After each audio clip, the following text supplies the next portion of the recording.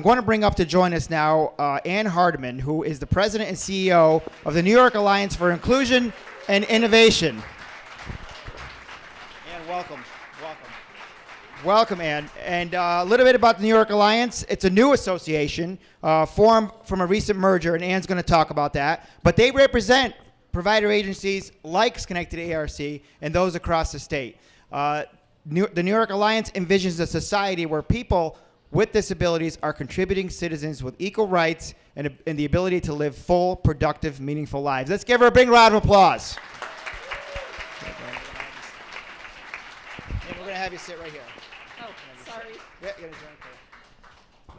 Hi. So, Ann, we talked about the merger. Yes. So let's start with that. Now, this is an organization that formed from NYSACRA was in NYSRA. Am I saying that right? So NYSRA and NYSACRA are two statewide associations. NYSRA did more employment and day supports.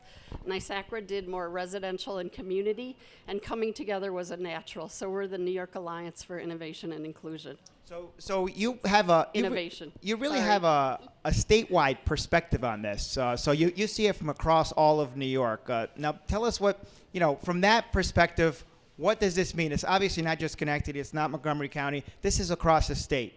So it's across the state, and it's also a national issue, a huge national issue. Our National Association anchor has made the workforce a priority as well. But across the state, I think you can tell by the coalition that's developed around BFAIR. There's 10 organizations working together passionately. They're committed to making the living wage happen. It's in some parts of the state worse than here, some a little better, but all very, very critical to invest in the workforce. And and as Kirk mentioned, when I visited the ARC of the United States, the U.S. ARC, which was their conference was in San Diego, they specifically mentioned what a great job we did in advocating here in New York State. I mean and you all deserve a round of applause for that, because that's a national organization saying that we did some good work here last year.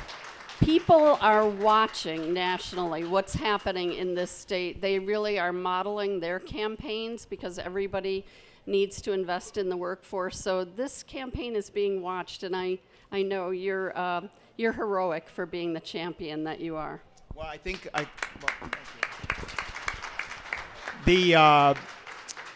As I said, there are 128,000 New Yorkers with developmental disabilities, and families here, we're seeing it directly, but in other areas, Kirk's talking about a 30% vacancy rate.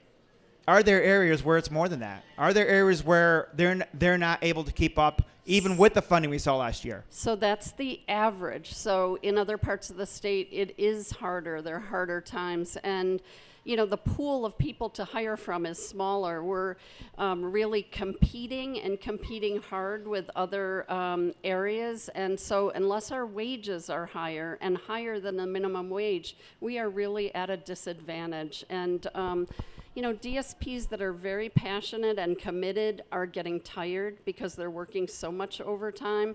They are just many exhausted and can't really maintain their families. So it's a big problem. And what we're seeing is, Kirk also mentioned the housing opportunities. There are housing opportunities, but what people have to understand is there may be opportunities for placement, but without the direct care, the housing really doesn't work, does it? No, the housing doesn't work. The community have people supporting people in more independent settings even. They don't have enough hours to be covered. Lots of people aren't getting all the hours they're allocated, and some houses are working shorter, and it just takes us back to a more caregiver mentality than supporting and advocating, and it's really too bad. We need help, and we need investment in this workforce. And I think last year's budget was give us some hope, but now what we're talking about is it's not coming fast enough. It's such a crisis that if the funding that's been committed does not get accelerated, we could actually see this situation get worse before it gets better, even with the funding that we provided last year.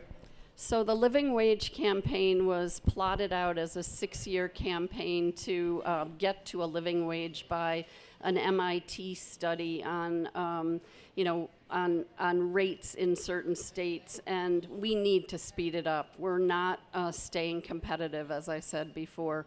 So the first 2 years were awesome. We thank the legislature and the governor for that, but we have to keep going.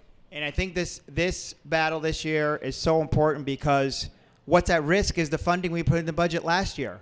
That could be something that will actually not make things better if we don't continue to make some changes going forward. That's how critical this is. That's how critical this is. Let's give them both a round of applause and thank them for their work in our community. Thank you for being there, for advocating. welcome. Kirk, you've been a true champion.